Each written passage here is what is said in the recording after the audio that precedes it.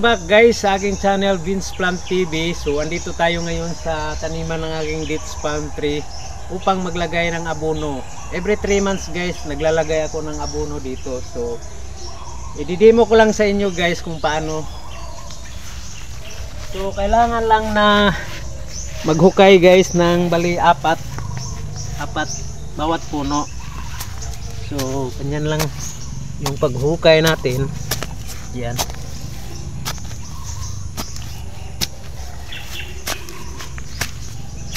So yan, kailangan lang ng butasan kasi meron kasing nakatanim na perennial peanuts or mani-mani. Ito guys, ayan.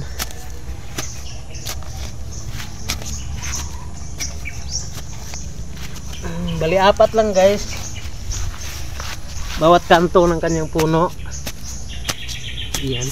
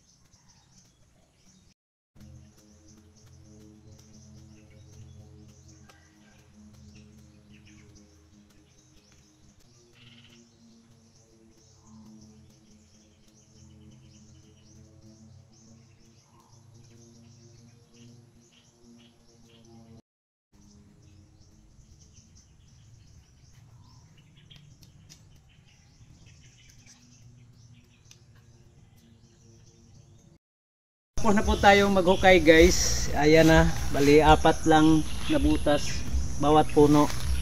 Ayan. So tapos na nating magbutasan lahat.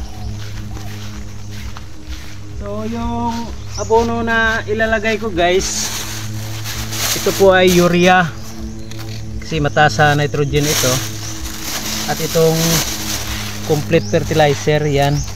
So ang ratio nito guys, so 2 dakot ng urea tapos isang complete. So haluin mo lang ng ganyan. Ayan. So ganyan lang yung ratio natin, no? Kasi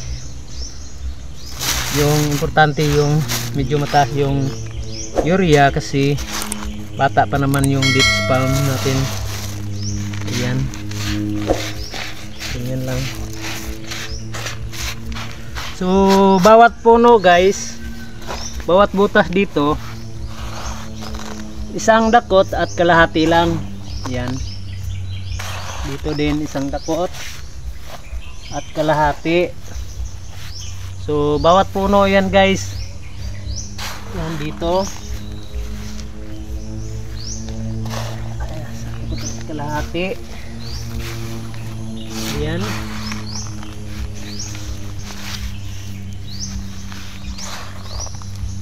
So, ganyan lang yung proseso guys.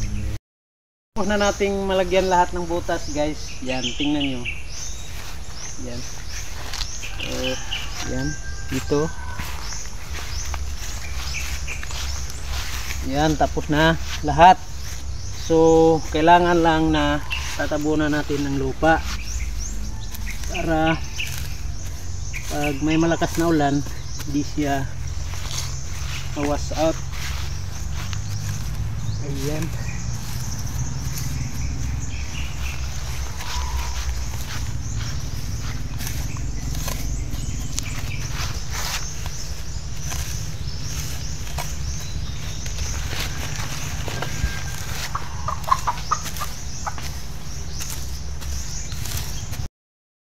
Ayan, tapos na po tayong magtabon sa butas guys. So bawat halaman guys, mahalaga talaga na magkaroon ng fertilizer.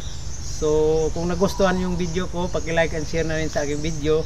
Kung hindi ka pa nakapag-subscribe, mag-subscribe ka na at isama mo na rin pindutin yung bell button para ma-update kita sa mga bago kong upload.